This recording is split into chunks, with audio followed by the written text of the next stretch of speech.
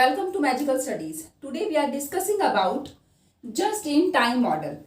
Just-in-time model is the model which explains us about the inventory management of manufacturer कि एक manufacturer अपनी inventory को किस तरह से मैनेज करे, उस मेथड को या उस चीज़ को समझाने के लिए जस्ट इन टाइम मॉडल है हमारे पास। जस्ट इन टाइम मॉडल एक ऐसा मॉडल है जो कि इन्वेंट्री की जो होल्डिंग कॉस्ट है उसको तो कम कर देता है और साथ ही साथ जो उसका टर्नओवर है, इन्वेंट्री का टर्नओवर है, उसको बढ़ाने की कोशिश करता है। तो ये जो मॉडल है उसको हम टोयोटा प्रोडक्ट सिस्टम भी बोला जाता है। टोयोटा प्रोडक्ट सिस्टम, इस मॉडल को टोयोटा प्रोडक्ट सिस्टम इसलिए बोला जाता है क्योंकि ये मॉडल सबसे पहले जापान की जो टोयोटा कंपनी थी उसने शुरू किया था 1970s में। 1960s to 70s के अराउंड जो था ये सबसे पहले शुरू हुआ था, क्योंकि जब जापान में after the second world war, जब जापान के उनकी जो आर्थिक स्थिति थी जापान की जब अच्छी नहीं थी, ज़्यादा इन्वेस्टमेंट भी नहीं थी उनके पास, बहुत ज़्यादा स्पेस भी नहीं था, तो उस कंडीशन में उन्होंने इस मॉडल के ऊपर काम किया और उसके बाद बहुत अच्छी कंडीशन में वो आ गए। तो टोयोटा का सबसे पहले उन्होंने ये यूज़ करना शुरू हुआ टोयोटा प्रोडक्ट सिस्टम के नाम से, इसीलिए इस मॉडल को भी जाना जाता है। अब इसके जो मेन ऑब्जेक्टिव्स हैं उनकी हम बात करते हैं। जो इसके मेन ऑब्जेक्टिव्स हैं वो क्या क्या हैं, कि मेन तो है कि सबसे पहले जो उसकी होल्डिंग कॉस्ट है, या गुड्स होल्डिंग कॉस्ट बोल सकते हैं, या इन्वेंट्री होल्ड कॉस्टिंग। इन्वेंट्री में हमारा आ जाता है बाकी सारा सामान, जो भी हमारे मैन्युफैक्चरर के पास जो सामान होता है वो सारा हम इन्वेंट्री में यूज़ कर रहे हैं। तो इन्वेंट्री की जो होल्डिंग कॉस्ट है उसको कम करेंगे, इन्वेंट्री की होल्डिंग कॉस्ट को कम कर देते हैं। और दूसरा जो है कि उसकी जो उसका टर्नओवर है वो बढ़ा देते हैं, टर्नओवर को इंक्रीज कर दिया, इन्वेंट्री का टर्नओवर इंक्रीज हो गया है। तो ये दोनों मेन ऑब्जेक्टिव्स हैं यहाँ पर। और इसके बाद हम बात करते हैं इसके एडवांटेजेस की, और क्या क्या एडवांटेजेस हैं और ये कैसे वर्क करता है।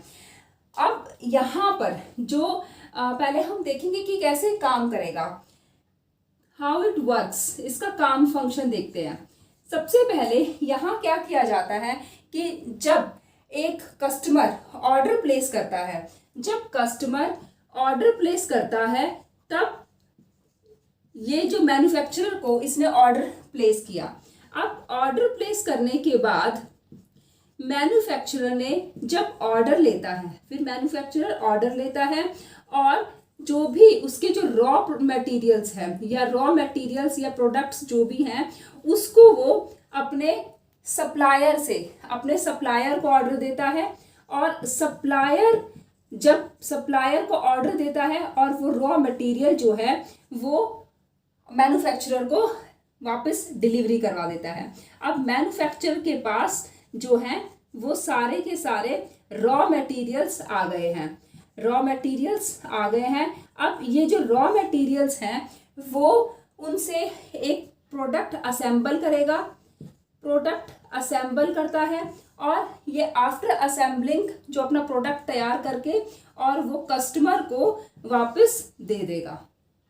कस्टमर की डिलीवरी यहाँ पे कस्टमर को अपना प्रोडक्ट डिलीवरी हो गई। तो यहाँ पे इस मॉडल से कहाँ कहाँ फायदा हुआ, उसके एडवांटेजेस क्या क्या हैं। अब हम देखते हैं इसके एडवांटेजेस की अगर हम बात करते हैं तो सबसे जो फर्स्ट एडवांटेज है वो ये है कि यहाँ पे ओवर एक्यूमुलेशन नहीं होती, ओवर एक्यूमुलेशन ऑफ प्रोडक्ट्स जो है वो नहीं होगी, क्योंकि यहाँ पे जब अगर हमारे पास जो भी मटेरियल होता है उसी से जब मटेरियल को मंगवाया जाएगा और जैसे डिमांड आई है उसी हिसाब से कस्टमर को डिलीवरी करवा दी जाएगी। तो यहाँ पे एक्स्ट्रा जो है वो एक्यूमुलेशन ऑफ प्रोडक्ट्स नहीं होता, क्योंकि कई बार क्या होता है जब बहुत सारा मटेरियल हमारे पास होता है तो हम अपने प्रोडक्ट्स को बनाकर रखते जाते हैं, उससे जो उसकी जो होल्डिंग कैपेसिटी है या होल्डिंग कॉस्ट है वो भी बढ़ जाती है, और जो हमारा जो अनयूजेबल या अनसेलेबल जो भी प्रोडक्ट्स होते हैं वो डेड स्टॉक बनकर हमारे पास रखा रह जाता है और वो अनयूजफुल हो जाता है। इसीलिए उसका जो ओवर एक्यूमुलेशन है वो भी होने से बच जाता है। सेकंड है हमारा, सेकंड जो उसका एडवांटेज है हम ये कह सकते हैं कि जो उसकी वेयर हाउस की जो कॉस्टिंग है, वेयर हाउस कॉस्टिंग वो भी उसकी रिड्यूस हो जाती है, वेयर हाउस कॉस्टिंग भी रिड्यूस हो जाती है, क्योंकि हमारे पास इतना सामान नहीं है, हमें गोदाम खरीदने की या गोदाम लेने की कोई ज़रूरत नहीं है यहाँ पे। इसीलिए जो वेयर हाउस की, क्योंकि वेयर हाउस एक्सपेंसिव बहुत होते हैं, इसीलिए उनको हमें रखने के लिए जो हमारे प्रोडक्ट्स उनको रखने की भी ज़्यादा ज़रूरत नहीं है, तो इसीलिए उनकी वो कॉस्टिंग को भी रिड्यूस कर रहे हैं। थर्ड हमारी एडवांटेज ये है कि जो हमारा जो मैन्युफैक्चरर है उसके हाथ में पूरी पावर होती है, मैन्युफैक्चरर के हाथ में पूरी कंट्रोल होता है, क्योंकि यहाँ पे जो प्रोडक्ट बन रहा है वो कस्टमर के ऑर्डर के प्लेस के बाद जो बन रहा है, जो भी ऑर्डर उसने प्लेस किया उसके बाद उसके हिसाब से हमने रॉ मटेरियल मंगवाया और उसी हिसाब से हमने अपना असेंबल किया और उसको प्रोडक्ट दे दिया। ठीक है, तो मतलब पूरा कंट्रोल जो है वो एक मैन्युफैक्चरर के हाथ में है, जैसा प्रोडक्ट वो चाहे वैसा प्रोडक्ट वो बना सकता है। तो इट मीन्स हम ये कह सकते हैं कि मैन्युफैक्चरर के पास पूरा कंट्रोल जो है।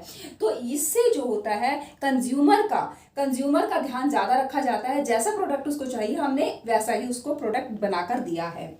जो फोर्थ इसका जो एडवांटेज है वो हम ये कह सकते हैं कि लोकल सोर्सिंग, इससे जो होता है लोकल सोर्सिंग को बढ़ावा मिलता है। लोकल सोर्सिंग को हम कह सकते हैं कि जो भी हमारे पास आसपास रॉ मटेरियल देने वाले लोग हैं उनसे हम रॉ मटेरियल लेते हैं और उससे हमारा भी दो फायदा होता है, मैन्युफैक्चरर के दो फायदे होते हैं कि एक तो जो ट्रांसपोर्टेशन की जो कॉस्ट है वो कम हो जाती है और ट्रांसपोर्टेशन का जो टाइम है वो भी बच जाता है, क्योंकि हमें जो मटेरियल है वो जल्दी से जल्दी चाहिए ताकि हमें अपना मटेरियल या हमारा जो प्रोडक्ट है वो जल्दी से जल्दी कस्टमर के पास पहुंच सके। तो इसी हिसाब से जो लोकल सोर्सिंग से दो फायदे हो जाते हैं कि it reduce the transportation cost and transportation time. तो लोकल सोर्सिंग हमें यहाँ करनी पड़ती है। फिफ्थ जो एडवांटेज है वो बहुत इंपॉर्टेंट है, last but not the least, कि फिफ्थ में जो है वो होती है कि हमारा जो इन्वेस्टमेंट है, हमने ये सारे फायदे देखे और उसके बाद हम कह सकते हैं कि जो हमारी इन्वेस्टमेंट है वो बहुत कम हो गई है, इन्वेस्टमेंट जो है वो बहुत स्मॉल हो गई है, स्मॉल इन्वेस्टमेंट यूज़ करनी पड़ती है, क्योंकि हमारा जो ओवर प्रोडक्शन है, जो डेड स्टॉक हो जाता है वो बच गया, उससे हमारी कॉस्टिंग खराब हो जाती है। कई बार वेयर हाउस की होल्डिंग कॉस्ट भी बच गई है, वेयर हाउस जहाँ जहाँ बनाए जाते हैं वहाँ उसकी जो एक्सपेंसिव होता है वो भी खत्म हो गया एक्सपेंस। जो मैन्युफैक्चरर कई बार क्या होता है कि कस्टमर जो सेटिस्फाई नहीं हो पाते, तो यहाँ पर अगर मैन्युफैक्चरर के हाथ में कंट्रोल होगा तो वो अपने कस्टमर को भी सेटिस्फाई कर पाएगा और इसलिए उससे जो उसकी जो डिमांड होगी वो बढ़ेगी। तो यहाँ पे ये भी फायदा हो गया, इसलिए भी इसकी इन्वेस्टमेंट कंट्रोल में रहेगी, स्मॉल रहेगी। लोकल सोर्सिंग से ट्रांसपोर्टेशन जो है वो कम हो गया है, ट्रांसपोर्टेशन का टाइम और ट्रांसपोर्टेशन की कॉस्ट कम हो गई है, इसीलिए ये भी एक इसका एक एडवांटेज है। तो ये जो पांचों मिलकर इसका जो इन्वेस्टमेंट, जो एक कंपनी का जो इन्वेस्टमेंट है उसको स्मॉल कर देते हैं। तो हम ये कह सकते हैं कि जो भी स्मॉल स्केल इंडस्ट्रीज हैं, स्मॉल स्केल इंडस्ट्रीज को बढ़ावा देता है just in time model. Just in time model का एक या दो नुकसान भी हैं। देखो हर चीज़ के नुकसान है, हर चीज़ के फायदे हैं, तो इस मॉडल के भी 2-3 नुकसान है। देखो इसमें डिसएडवांटेज की अगर हम बात करें तो हम ये कह सकते हैं कि जब यहाँ पर हमें सप्लायर के ऊपर डिपेंड रहना पड़ेगा। फर्स्ट तो हम कह सकते हैं कि हमें सप्लायर के ऊपर डिपेंड रहना पड़ेगा, इसका एक डिसएडवांटेज। दूसरा ये हम ये कह सकते हैं कि हम कई बार प्रोडक्शन में, जैसे प्रोडक्ट सप्लायर ने अगर माल नहीं दिया तो हम जो है अपनी प्रोडक्शन नहीं कर पाएंगे और इसी वजह से टाइम जो है वो कंज्यूमर डिले हो सकता है। जो टाइम की जो डिलीवरी है, जो भी कस्टमर को जो हम टाइम देना चाहते हैं उस टाइम से जो है वो टाइम जो है डिले हो सकता है। डिले का एक डिसएडवांटेज होगी, सप्लायर पे डिपेंड रहना पड़ेगा, जब तक सप्लायर हमें माल नहीं देगा हम कुछ नहीं बना सकते। और तीसरा जो होता है कि मैन्युफैक्चरिंग में भी कई बार कुछ ना कुछ गड़बड़ियाँ हो जाती हैं। कई बार मैन्युफैक्चरिंग में चीज़ें जो होती हैं वो ठीक नहीं बन पाती और टाइम हमारे पास कम होता है, तो कंज्यूमर भी उसका सेटिस्फेक्शन जो है हो सकता है कि ना हो पाए वो उस टाइम के अंदर अंदर। तो ये 2-3 डिसएडवांटेज थी। जस्ट इन टाइम मॉडल को जिट भी बोला जाता है, JIT, जिट मॉडल भी बोलते हैं, JIT जिट मॉडल। और इसको टोयोटा प्रोडक्ट सिस्टम भी बोलते हैं। ये जापान में 1960 से 1970s में स्टार्ट किया था टोयोटा कंपनी ने। तो फ्रेंड्स, ये आज हमने इस मॉडल की बात की। आप मेरे साथ ऐसे ही जुड़े रहिए, वीडियो को लाइक शेयर सब्सक्राइब करते रहिए। धन्यवाद।